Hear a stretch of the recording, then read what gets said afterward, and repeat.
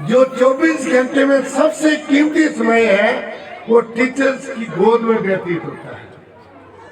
तो क्या बना है कि प्राइवेट स्कूल के बच्चे इंजीनियर बनते हैं, डॉक्टर बनते हैं, आर्मी ऑफिसर बनते हैं, एचएम साहब की तरह एचएच बनते हैं, तहसीलदार बनते हैं, फॉरेस्ट ऑफिसर बनते हैं, आईपीएस बनते हैं, आर्मी ऑफिसर बनते हैं। लेकिन हमारे प्राइवेट स्कूलों के मुकाबले में जो सरकारी स्कूल हैं उनके टीचर्स की सैलरी इतनी हाई है, लेकिन हमारे प्राइवेट स्कूलों के बच्चे डॉक्टर भी बनते हैं, इंजीनियर भी बनते हैं, ऑफिसर भी बनते हैं, लेकिन गवर्नमेंट स्कूलों के पढ़ाए हुए बच्चे क्यों नहीं निकल रहे? मैंने एक स्पीच दी थी और ये कहा था कि क्या वजह है कि हमारे प्राइवेट स्कूलों में पढ़े हुए बच्चे यहाँ तक पहुंच जाते हैं और सरकारी स्कूलों में नहीं। अब आप अंदाजा लगाइए, ये भी टीचर्स हैं, ये जो यहाँ पढ़ा रहे हैं ये भी टीचर्स हैं, इनकी सैलरी उनके मुकाबले में 1/4 भी नहीं है, लेकिन इनकी मेहनत देखिए, इनका हार्ड वर्क देखिए। तो यहाँ से अंदाजा लगाइए कि आज हमारे देश में क्या हो रहा है। मैं ज्यादा तो नहीं बोलूंगा, लेकिन इतना जरूर बोलूंगा कि आज हमारे देश में सबसे बड़ी कमी जो यही आई है, इन बच्चों ने बहुत अच्छा शो किया था पहले ही आने से पहले, कि आज हमारे बच्चों को कहाँ कहाँ भेजते हैं हम, इस आशा से भेजते हैं कि हमारा बच्चा कुछ न कुछ बन करके आए। ऐसे साहब एक दुविधा है, प्लस टू तक बच्चे के पीछे माँ बाप ऐसे लगे रहते हैं कि कुछ न कुछ बन जाए, पैसा खर्च करते हैं, ट्यूशन पढ़ाते हैं, कोचिंग देते हैं कि ये डॉक्टर बने, इंजीनियर बने, आईपीएस बने, आईएएस बने, एचएएस बने, आर्मी ऑफिसर बने, पुलिस ऑफिसर बने, सिर्फ 10+2 तक। लेकिन जब वो कामयाब नहीं होता है बच्चा, जब वो चीजें नहीं हासिल कर सकता है, तो पेरेंट्स जो है चुप उसके ऊपर पैसा खर्च करना बंद कर देते हैं और simple graduation, simple BSc BA में डाल देते हैं, फिर उसकी कोई परवाह नहीं करता।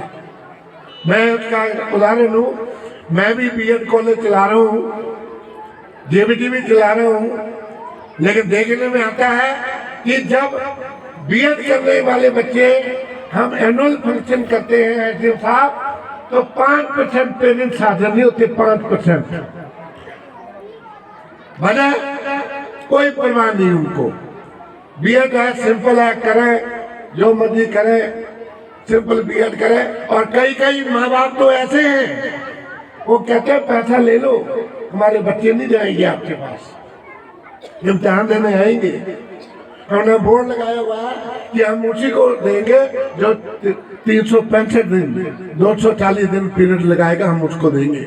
हमें मार लगती है, हमें मार लगती है। क्यों?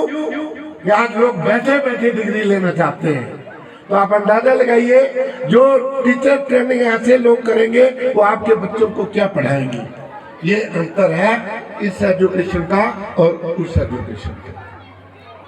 लोगों को बुरा लगता है सच बोलना, मैं भी मारा गया हूँ सच बोलने से। राजनीति में अगर मैंने मार खाई है तो सिर्फ इसी वजह से खाई है कि सच बोलना गुनाह है, चोर को चोर बोलना गुनाह है। अब मैं एक शब्द कहूंगा, आजकल भगवान राम के ऊपर आपने देखा बच्चों ने बहुत अच्छी प्रस्तुति की, बहुत ही अच्छी, कोई मुकाबला नहीं इसका। लेकिन दूसरी तरफ टेलीविजन देखिए, सुबह से लेकर शाम तक देखिए, टेलीविजन के ऊपर क्या आ रहा है। पहले हमारे प्रधानमंत्री जो सम्माननीय प्रधानमंत्री हैं, वो पहले कहते थे कि मैं चाय बेचने वाले का बेटा हूं, और आज क्या कह रहे हैं? आज मेरा ख्याल है सारे शंकराचार्य, जो चारों मठों के शंकराचार्य हैं, वो भी पीछे चले गए, बड़े बड़े धर्म गुरु पीछे चले गए, बड़े बड़े प्रकाश पंडित पीछे चले गए। और अब तो ऐसा लगता है श्री जी कि मोदी जी हिंदुस्तान के सबसे बड़े प्रकांड पंडित हो गए हैं, वही पंडित हो गए, अब और पंडित नहीं रहे, मोदी जी पंडित हो गए। क्यों? ये प्राण प्रतिष्ठा।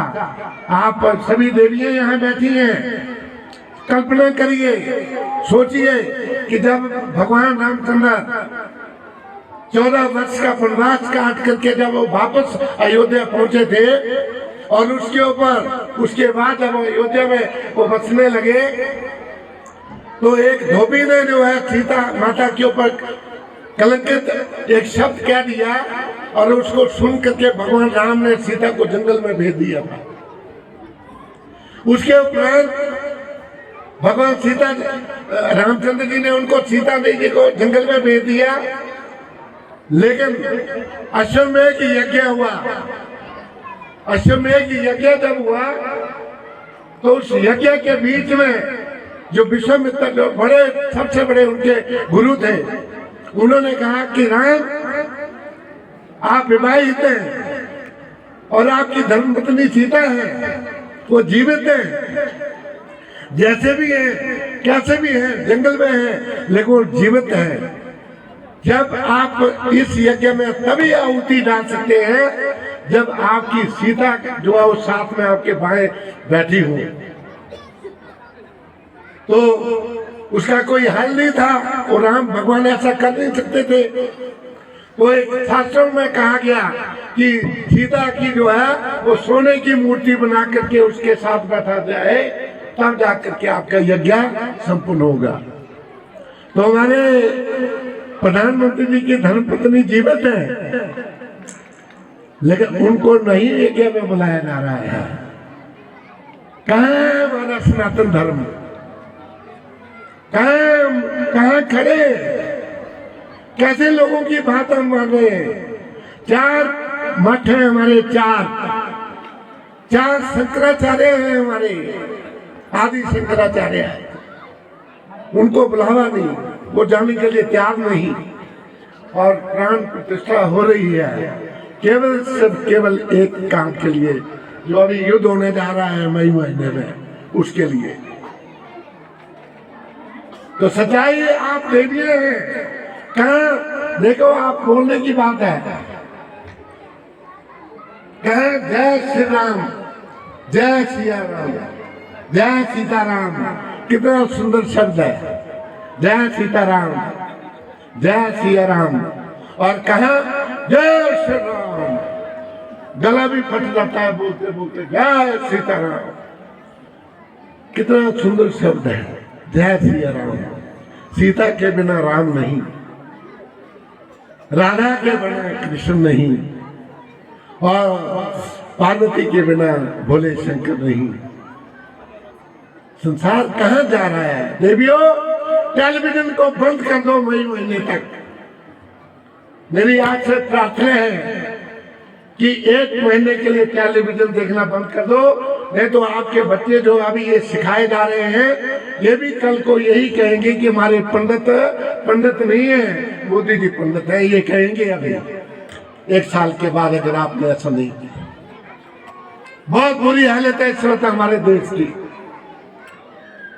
जिस देश को हकीम साहब, जिस देश को खोखला करना हो, जिस देश को खत्म करना हो, जिसकी जनरेशन को तबाह करना हो, उसकी फाइनेंशियल पोजीशन को खत्म कर दो, आर्थिक स्थिति को डाउन कर दो, आपका देश स्वयं में खत्म हो जाएगा।